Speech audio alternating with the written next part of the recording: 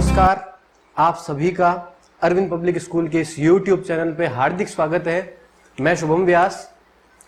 जैसा कि पिछले वीडियो लेक्चर में हमने देखा था कि प्रकाश क्या है और प्रकाश से संबंधित विभिन्न तथ्य हमने जाना कि वस्तुएं जो है उनका रंग हम कैसे परिभाषित करते हैं, और साथ ही साथ प्रकाश का पथ और परावर्तन, जो इसका बहुत बड़ा टॉपिक है, परावर्तन क्या होता है उसके बारे में भी हमने एक्सप्लेनेशन समझा। परावर्तन के प्रकार और परावर्तन के विभिन्न नियम, उनके बारे में समझा और जाना। आज हम देखते हैं गोलीय दर्पण से परावर्तन। गोलीय दर्पण क्या होता है उससे पहले मैं बता दूं आपको समतल दर्पण के बारे में। हम जो घरों में यूज करते हैं उसको हम कहते हैं समतल दर्पण। समतल दर्पण से बनने वाले प्रतिबिंब की जो विशेषता है, जो इमेज बनती है उस समतल दर्पण से, उसकी क्या क्या विशेषताएं हैं उनका मैं जिक्र कर देता हूं आपको। वो आपको हमेशा ध्यान में रखनी है। एग्जाम में जब भी क्वेश्चन आएगा तब 1 या 2 नंबर का मैक्सिमम क्वेश्चन आएगा, वो आपको ओरली ध्यान में रखनी है। समतल दर्पण से जो बनने वाला प्रतिबिंब होगा, सबसे पहले तो उसका साइज, जो आकार है, जितना वस्तु का साइज है उसके जस्ट बराबर ही होगा। जैसे हम अपने आप को जो है घर के उस दर्पण में देखते हैं, समतल दर्पण ही है वो, उसमें हम देखते हैं तो हमारा जितना हाइट है, जितनी हमारी साइज है, उतने ही साइज की हमारी इमेज उसमें देखने को मिलती है। साथ ही साथ हम जितना दूर जाते हैं उस दर्पण से, प्रतिबिंब भी जो है उस दर्पण में उतना ही दूर बनता है। तो आपको ये बहुत सारी बातें ध्यान में रखनी है। सबसे पहली बात कि जो प्रतिबिंब बनेगा वह सीधा होगा। अब आपको कुछ कॉन्सेप्ट्स ध्यान में रखने हैं। जो भी सीधे प्रतिबिंब होते हैं, सीधे प्रतिबिंब मतलब हूबहू जैसे हम दिख रहे हैं वैसे ही हमको दिख जाए, सीधे प्रतिबिंब, वो हमेशा क्या होते हैं? आभासी। वो रियल नहीं होते, इमेजिनरी होते हैं। तो सीधे प्रतिबिंब हमेशा आभासी होते हैं और वास्तविक प्रतिबिंब हमेशा उल्टे होते हैं। ये आपको फैक्ट ध्यान में रखने हैं। तो समतल दर्पण से जो बनने वाला प्रतिबिंब है वो आभासी और सीधा होगा। दूसरा, उससे बनने वाले प्रतिबिंब की क्या विशेषता है कि वह उस प्रतिबिंब का साइज वस्तु के साइज के बराबर होगा। और तीसरा, प्रतिबिंब दर्पण से उतनी ही दूरी पर बनेगा जितनी दूरी पर वस्तु रखी हुई है। तो ये समतल दर्पण से बनने वाले प्रतिबिंब की कुछ विशेषताएं हैं और आपकी टेक्स्ट बुक में इसके बारे में विस्तार से दिया हुआ है। तो देरी ना करते हुए जो मेन टॉपिक है उसको स्टार्ट करते हैं हम, गोलीय दर्पण से परावर्तन। अब हम जो दर्पण की बात कर रहे हैं उसकी सतह है जो है वो गोलीय है, वो समतल नहीं है। गोलीय दर्पण जो है 2 प्रकार से होते हैं। गोलीय दर्पण बनता कैसे है प्रैक्टिकली अगर आप समझें, एक खोखला कांच का गोला है। आप एज्यूम कीजिए कि आपके पास में एक गेंद है जो कांच की गेंद है और वह बीच में से खोखली है। उस खोखली कांच की जो गेंद है उसको हमने, जैसे ये हमने एज्यूम किया कि ये कोई खोखली कांच की गेंद है, अंदर से जो है खोखली है। इसको मैंने किसी एक साइड से काट दिया। अब इसके 2 टुकड़े हो गए। जो छोटा वाला टुकड़ा है, अब आपको ये कटोरी नुमा दिख रही होगी स्ट्रक्चर, इस तरह से स्ट्रक्चर दिखेगी। और ये अभी कांच का गोला है, जैसे हमने बताया था अभी ये कांच का गोला है। कल वीडियो में मैंने बताया था कि कांच में और दर्पण में क्या फर्क है। कांच के जब किसी एक साइड को हम सिल्वर्ड पॉलिश कर दें या एल्यूमिनियम की पॉलिश कर दें तब वह कन्वर्ट हो जाता है किसमें? दर्पण में। तो अभी ये जो है कांच की कटोरी है एक तरह से ये। अब इसकी किस साइड में मैं पॉलिश करूंगा वो तय करेगा कि ये कौन सा दर्पण बनेगा। गोलीय दर्पण जो है 2 तरह के होते हैं, आपको ध्यान में रखना है उनके नाम। उत्तल और अवतल। गोलीय दर्पण के 2 प्रकार, उत्तल दर्पण और अवतल दर्पण। इंग्लिश में कहेंगे तो ये हो गया कॉन्वेक्स मिरर और ये हो गया कॉन्केव मिरर। तो उत्तल दर्पण और अवतल दर्पण कैसे हम बताएंगे कि कौन सा उत्तल है और कौन सा अवतल दर्पण है। अभी ये कांच की कटोरी है एक तरह से। अब अगर मैं इसके बाहर वाले साइड में अगर पॉलिश कर दूं, ये कटोरी है, इसके बाहर वाले साइड में पॉलिश कर दूं, तब ये बन जाएगा कौन सा? अवतल दर्पण, जो मैंने अभी बोर्ड पे बनाया है। क्योंकि 3D स्ट्रक्चर तो हम बना नहीं सकते, 2D में ऐसे दिखेगा। हम जब भी अब आगे डिस्कशन करेंगे तो वो 2D स्ट्रक्चर्स के बारे में देखेंगे। तो ये अपना अवतल दर्पण है। बाहर की जो साइड है ये मैंने डैश डैश कर रखा है, इसका मतलब ये मैंने क्या किया हुआ है, पॉलिश कर रखी है। तो बाहर की साइड में जो पॉलिश कर रखी है इसका मतलब ये कौन सा दर्पण हो गया, अवतल दर्पण। और यही अगर मैं क्या कर दूं, इसी कांच के कटोरी नुमा जो स्ट्रक्चर है इसमें अगर मैं अंदर की साइड में पॉलिश कर दूं, इसके ये कटोरी नुमा स्ट्रक्चर है और अगर मैं इसके अंदर की साइड में पॉलिश कर दूं, तब बाहर की साइड जो है वहां से परावर्तन होगा, प्रकाश की जो किरणें आएगी और जहां से टकराकर वापस प्रतिबिंब जो बनेगा वो बाहर की साइड से होगा। तब हम कहेंगे कि पॉलिश जो कर रखी है कहां पर, अंदर की साइड में। तो प्रकाश की किरणें जो भी आएगी वो कहां से आएगी, बाहर वाले पृष्ठ पर आपतित होंगी। जिस साइड में पॉलिश कर रखी है वहां पर प्रकाश की किरण लाने का कोई भी फायदा नहीं है, क्योंकि वहां से टकराकर वापस प्रकाश की किरणें नहीं आएगी।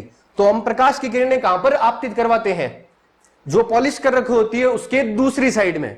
तो उसको नाम क्या देते हैं, उसको नाम देते हैं हम परावर्तक पृष्ठ।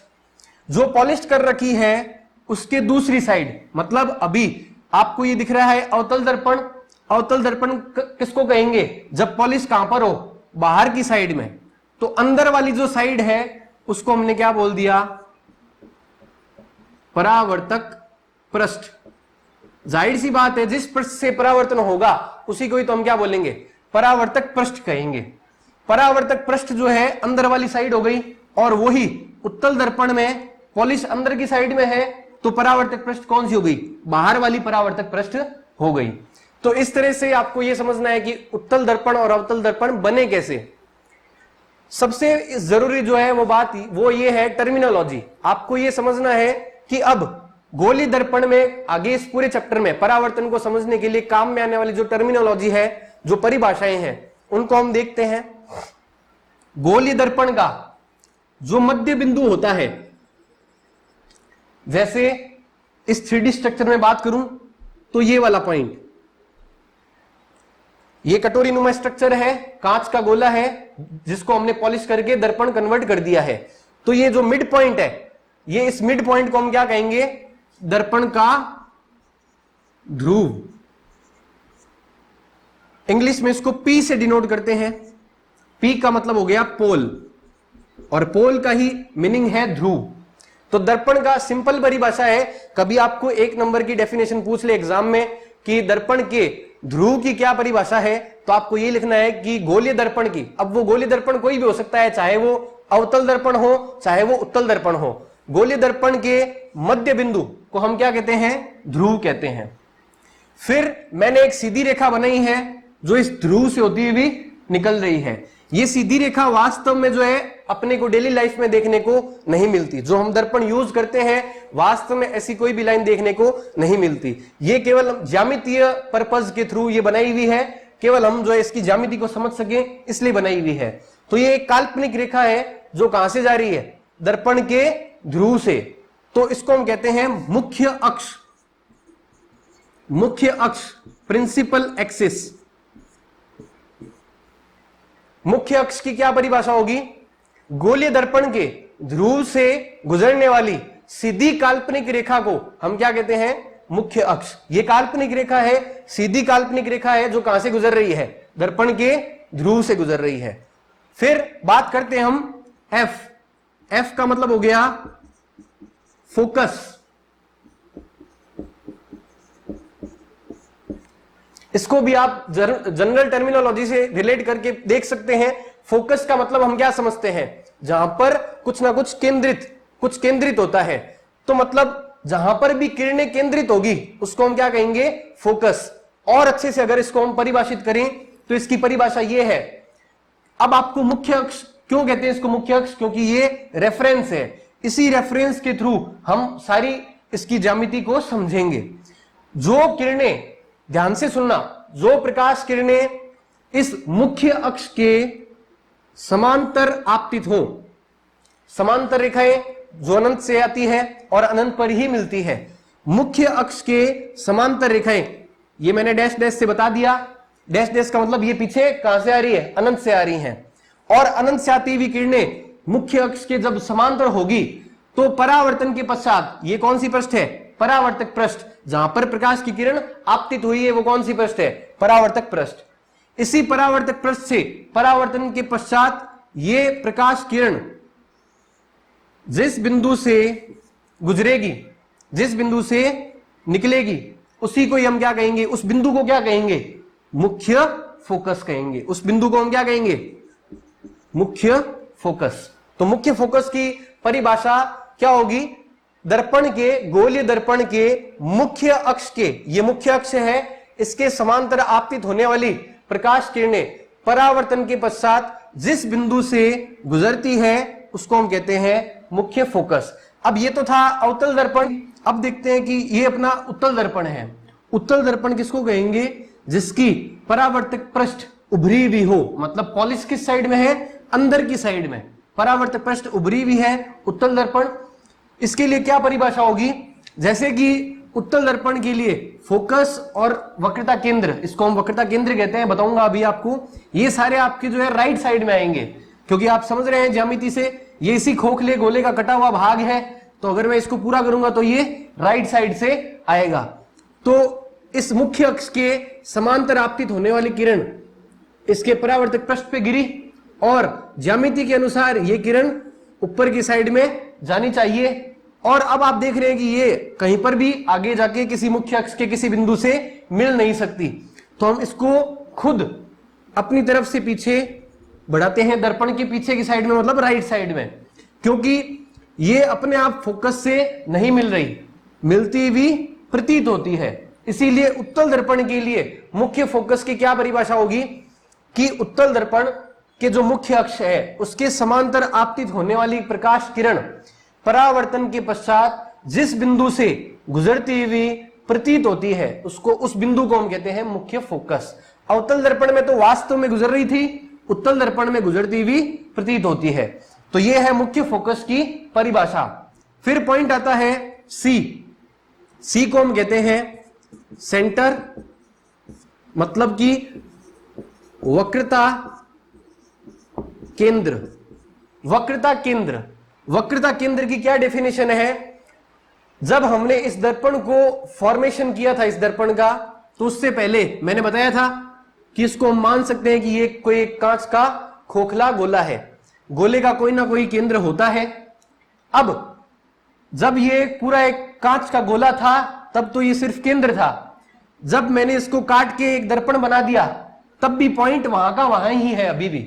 मतलब ये पॉइंट जो है वक्रता केंद्र और फोकस, इसको हम छू नहीं सकते, केवल हम ज्यामिति के अनुसार समझ सकते हैं। वास्तव में जो एग्जिस्ट करता है पॉइंट वो है ध्रुव। फोकस और वक्रता केंद्र ये आपको वास्तव में देखने को पॉइंट नहीं मिलेंगे, ज्यामिति के अनुसार आप समझ सकते हैं। तो वक्रता केंद्र की क्या परिभाषा होगी?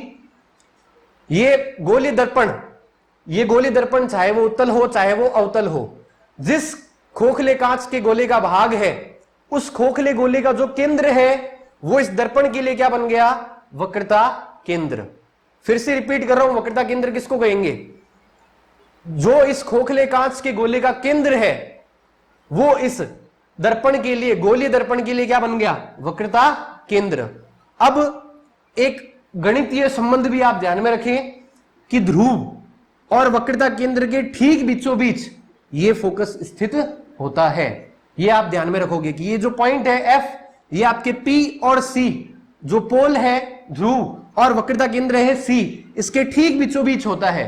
तो इसका मतलब क्या हुआ? ये दूरी P से लेके F तक की दूरी, इसको हम कहते हैं स्मॉल f, मतलब कि फोकस दूरी। फोकस दूरी की क्या परिभाषा है? बहुत ही सिंपल है, ध्रुव से मुख्य फोकस के बीच की दूरी फोकस दूरी है। यह बात हुई किसकी? अवतल दर्पण की। उत्तल दर्पण के लिए ये ध्रुव और ये मुख्य फोकस, इन दोनों के बीच की दूरी क्या हो गई? फोकस दूरी स्मॉल f। और वक्रता केंद्र से,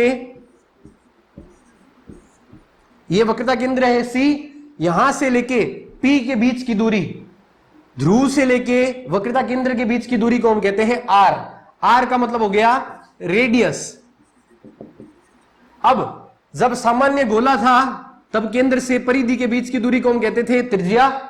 यहां पर अब क्योंकि ये वक्रता केंद्र है सिर्फ केंद्र नहीं है, वक्रता केंद्र है, तो इसको भी हम कह देंगे रेडियस ऑफ कर्वेचर, मतलब वक्रता त्रिज्या। वक्रता त्रिज्या की क्या परिभाषा होगी? ध्रुव से वक्रता केंद्र के बीच की दूरी को हम कहते हैं वक्रता त्रिज्या। अभी मैंने बताया कि ये जो F है मुख्य फोकस, ये P और C के जस्ट बीचों बीच है, मतलब ये F है तो ये भी दूरी क्या होनी चाहिए? F से लेके C के बीच की दूरी भी क्या होनी चाहिए? स्मॉल f, और C से लेके P के बीच की पूरी जो दूरी है वो कितनी है? R। तो आप गणित का संबंध ध्यान में रख ले, R बराबर 2F। बहुत ही इंपॉर्टेंट है, बहुत इंपॉर्टेंट रिलेशन है ये। इस पे एग्जाम में कई बार क्वेश्चन आता है, 1 नंबर का छोटा न्यूमेरिकल आता है, और आपकी टेक्स्ट बुक में ये फॉर्मूला प्रूफ करना भी बताया हुआ है, जो मैं अगले लेक्चर में आपको अलग से इसके बारे में एक वीडियो बना दूंगा कि ये फॉर्मूला आपको कैसे डिराइव करना है। जो भी क्वेश्चन जो है कम से कम 2 या 3 नंबर का एग्जाम में पूछ लेते हैं। तो R बराबर 2F, ये कंप्लीट R है, ये F है। मैंने बताया कि F पॉइंट बीचों बीच है, मतलब F और ये भी F, तो F और F जोड़ के कितना हुआ? 2F। तो R बराबर ये कंप्लीट R बराबर 2F। बहुत ही इंपॉर्टेंट रिलेशन है, हमेशा ध्यान में रखना है इसको। चाहे ये अपना अवतल दर्पण के लिए बात करें, चाहे उत्तल दर्पण के लिए बात करें, फॉर्मूला ये उपयोग में ले सकते हैं हम। फिर हम बात करते हैं, ये पॉइंट है M और ये पॉइंट है N, जहां पे दर्पण का एक सिरा और इस दर्पण का दूसरा सिरा, इन दोनों के बीच की सीधी दूरी, उसको हम कहते हैं द्वारक। द्वार किसको कहते हैं? गेट को, मतलब इस दर्पण के अंदर एंट्री हो रही है, समझ गए आप? द्वारक। इसका अभी वैसे कोई यूज नहीं है खास, आगे जब कोई एक्सपेरिमेंट करेंगे या कोई डेरिवेशन करेंगे तब उसमें इसका यूज आएगा। आपको फिर केवल जो है परिभाषा के लिहाज से ध्यान में रखना है कि द्वारक किसको कहते हैं। तो ध्रुव, मुख्य फोकस, वक्रता केंद्र, फोकस दूरी और वक्रता त्रिज्या और द्वारक, ये और मुख्य अक्ष, इनसे ये सारी टर्मिनोलॉजी आपको एक बार में समझ आ जाएगी। उसके बाद में आप आगे इस चैप्टर में बढ़ सकते हैं। तो हमने देखा कि किस तरह से टर्म्स जो है वो काफी इंपॉर्टेंट रोल प्ले करती है। टर्म्स के बाद में हम देखते हैं कार्तीय चिन्ह परिपाटी। कार्तीय चिन्ह परिपाटी का क्या मतलब होता है कि जब भी ये बेसिकली कब काम आता है? जब हम न्यूमेरिकल्स सॉल्व करेंगे इस चैप्टर में, तब ये बहुत बहुत ज्यादा इंपॉर्टेंट है। और एग्जाम में बच्चे काफी गलतियां करते हैं, प्लस माइनस की गलतियां, कि कहां पर प्लस लेना है कहां पर माइनस लेना है, वो अभी मैं समझा दूंगा आपको। कार्तीय चिन्ह परिपाटी का मतलब ये है कि आपको जो मैंने अभी टर्म्स बताई है, जैसे कि फोकस दूरी है, वक्रता त्रिज्या है, और बातें करूंगा अभी मैं आपको, बिंब की दूरी बताऊंगा, प्रतिबिंब की दूरी बताऊंगा, ये सब कब आपको पॉजिटिव लेनी है, कब आपको नेगेटिव लेनी है, प्लस में माइनस में कैसे लेनी है, कैसे, वो इसी से समझेंगे। कार्तीय चिन्ह परिपाटी, कार्तीय चिन्ह परिपाटी को समझने के लिए सबसे पहले एकदम सिंपली अगर आप समझें कि ग्राफ पर आप किस तरह से काम करते हैं। ग्राफ पर हम काम करते हैं, ग्राफ में इस पॉइंट को हम क्या कहते हैं? बीच का जो पॉइंट होता है उसको हम क्या कहते हैं? मूल बिंदु O। यहां से हम सारी दूरियों को मापते हैं। तो यहां पर मूल बिंदु का काम कौन कर रहा है? ध्रुव। गोलीय दर्पण का जो ध्रुव है उसको मानेंगे ये ग्राफ का मूल बिंदु है। तो हम जितनी भी दूरियां कैलकुलेट करेंगे, चाहे वो फोकस दूरी हो स्मॉल f, चाहे वो वक्रता त्रिज्या हो r, और अब अगर मान लो प्रतिबिंब जो है, कुछ आपको नियम ध्यान में रखने हैं। जब हम प्रतिबिंब निर्माण करेंगे अभी दर्पण से आगे इस चैप्टर में, और न्यूमेरिकल भी सॉल्व करेंगे, तब आपको कुछ नियम ध्यान में रखने हैं। उसमें पहला नियम क्या है? बिंब जो है, मतलब वस्तु जो है, वो हमेशा और हमेशा लेफ्ट साइड में रखी हुई होगी। तो वस्तु यहां पर कहीं पर रखी हुई होगी लेफ्ट साइड में। इस वस्तु को हम ऐसे दर्शाएंगे, ए बी, ऊपर वाला सिरा ए, नीचे वाला सिरा बी। बिंब कहेंगे इसको हम। वस्तु से ध्रुव के बीच की जो दूरी है उसको हम डिनोट करते हैं स्मॉल यू से, स्मॉल यू से। और इस बिंब का प्रतिबिंब कहीं पर भी बन रहा हो, मान लो यहां पर बन गया प्रतिबिंब, उल्टा बनेगा, कैसे बनेगा वो सब हम आगे डिस्कस करेंगे। तो प्रतिबिंब जो है वो बन गया, वहां से लेके इस प्रतिबिंब की ध्रुव से, मतलब इस दर्पण से जो दूरी है उसको डिनोट करेंगे v से। तो u तो किसके लिए है, वस्तु इस दर्पण से कितनी दूरी पर रखी हुई है वो है u, और प्रतिबिंब जो है इस वस्तु का वो कहां पर कितनी दूरी पर बन रहा है इस दर्पण से, उसको हम डिनोट करेंगे v से। याद रखने का सामान्य तरीका, एबीसीडी पढ़ते हैं तो सबसे पहले सीक्वेंस में अगर हम बात करें तो u पहले आता है, STU, फिर आता है v, तो पहले बिंब है तभी तो उसका क्या बनेगा, प्रतिबिंब। इसीलिए u तो किसके लिए है, बिंब दूरी, और v किसके लिए है, प्रतिबिंब दूरी के लिए। अब आप ग्राफ में अगर हम देखें तो ये x अक्ष और ये -x इधर, और ऊपर y और इधर नीचे -y। इसका क्या मतलब हुआ, मूल बिंदु के दाईं ओर राइट साइड में जितनी भी दूरियां लेते हैं वो लेते हैं हम प्लस में, लेफ्ट साइड में जितनी भी दूरियां लेते हैं वो लेते हैं माइनस में, ऊपर की साइड में जितनी भी दूरियां लेते हैं वो प्लस में, और नीचे की साइड में जितनी भी दूरियां लेते हैं वो माइनस में। एज इट इज आपको यही रूल, जो ग्राफ वाला रूल है उसी को आपको यहां पर अप्लाई करना है। मतलब जो हम बिंब को सीधा भी रखेंगे, हमेशा लेफ्ट साइड में रखेंगे और सीधा रखेंगे। सीधा मतलब इस मुख्य अक्ष के ऊपर की साइड में, तो ऊपर की साइड में दूरियां क्या होगी, प्लस, तो हम बिंब की जो ऊंचाई है उसको हम डिनोट करते हैं स्मॉल h से, तो इसको भी लेना है प्लस में। और प्रतिबिंब जो है वो अगर उल्टा बनेगा तो मतलब इस मुख्य अक्ष के नीचे साइड में, अगर सीधा बनेगा तो वो क्या होगा, दर्पण के पीछे बनेगा और ऊपर की साइड में। तो सीधी जो भी होगी वो दर्पण के इस मुख्य अक्ष के ऊपर की साइड में, उल्टा जो भी दिखेगा वो दर्पण के मुख्य अक्ष के नीचे की साइड में। तो नीचे की दूरियां मतलब ये जो प्रतिबिंब की हाइट है इसको हम डिनोट करते हैं h डैश से, इसको हम लेंगे नेगेटिव, और बिंब की जो ऊंचाई है उसको लेंगे पॉजिटिव, ठीक है। और फोकस दूरी, वक्रता त्रिज्या, ये सारी की सारी क्या है, लेफ्ट में ही है। अभी ये दर्पण कौन सा है, बाहर की साइड में पॉलिश है, मतलब अवतल दर्पण है। तो अवतल दर्पण के लिए मुख्य फोकस दूरी और वक्रता त्रिज्या f और r दोनों ही क्या लेंगे, माइनस। अगर मैं बात करूं किसकी, उत्तल दर्पण की, उत्तल दर्पण के अंदर की साइड में पॉलिश होती है, तो इसके लिए जो आपके ध्रुव है, फोकस और सेंटर, ये सारे कहां पर आते हैं, राइट साइड में। तो राइट साइड की जितनी भी दूरी है वो क्या लेंगी, प्लस। तो आपको ये कार्तीय चिन्ह परिपाटी इस तरह से ध्यान में रखनी है, वस्तु को हमेशा क्या रखना है, सीधा रखना है। मतलब सीधा रखने का क्या मतलब हुआ, मुख्य अक्ष के ऊपर की साइड में। तो h जो है ऑलवेज क्या होगा, पॉजिटिव, चाहे वो आपके कोई भी दर्पण हो, चाहे वो उत्तल दर्पण हो चाहे अवतल दर्पण हो, वस्तु हम हमेशा क्या रखेंगे, सीधी रखेंगे। तो h हमेशा पॉजिटिव। h डैश जो है वो डिपेंड करेगा केस पे, केस डिपेंडेंट है ये, मतलब प्रतिबिंब जो है वो अगर सीधा बनेगा, जो कि क्या होगा, आभासी प्रतिबिंब होगा, वो कब बनेगा आगे हम चर्चा करेंगे। सीधा बनेगा तब तो उसको h डैश को क्या लेना है, पॉजिटिव, क्योंकि ऊपर की साइड में पॉजिटिव। अगर h डैश मतलब प्रतिबिंब जो है उल्टा बना, जैसे अभी दिखाया गया है, h डैश जो है उल्टा बना, मतलब प्रतिबिंब जो है उल्टा बना है, तो h डैश को हम लेंगे नेगेटिव। तो ये डिपेंड करेगा केस पे। फिर f जो है वो आपको ध्यान में रखना है, अवतल दर्पण है तो लेफ्ट साइड में है, मतलब कि f और r दोनों ही अवतल दर्पण के लिए नेगेटिव, उत्तल दर्पण के लिए पॉजिटिव। याद रखने की कोई जरूरत नहीं है, आपको बस पिक्चर जो है वो दिमाग में रखनी है कि अवतल दर्पण वो होता है जिसमें बाहर की साइड में पॉलिश कर रखी है, तो लेफ्ट साइड में सारे पॉइंट दिखेंगे आपको, f और c जितने भी हैं। तो ये स्मॉल f और r ये सारे क्या लेंगे, नेगेटिव, और वही उत्तल दर्पण के लिए क्या होंगे, पॉजिटिव। तो और u का क्या मतलब बताया था मैंने, बिंब की दर्पण से दूरी। वस्तु जो है, पहला नियम मैंने बताया था कि लेफ्ट साइड में ही हमेशा रखनी है। कुछ स्टैंडर्ड रूल है ये, वो आपको ध्यान में रखने हैं कि वस्तु हमेशा और हमेशा, दर्पण कोई भी हो, चाहे मान लो ये अभी उत्तल दर्पण है तब भी मैं वस्तु को लेफ्ट साइड में ही रखूंगा।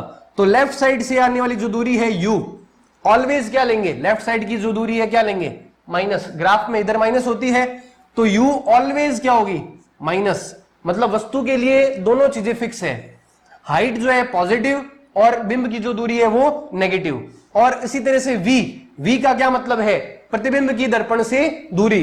वापस वही, जैसे h डैश केस डिपेंडेंट था वैसे ही v भी क्या है, केस डिपेंडेंट। अगर प्रतिबिंब दर्पण के लेफ्ट साइड में बना तो v लेंगे नेगेटिव, लेफ्ट साइड में नेगेटिव। और अगर प्रतिबिंब जो है वो दर्पण के राइट साइड में बना तो उसको लेंगे पॉजिटिव।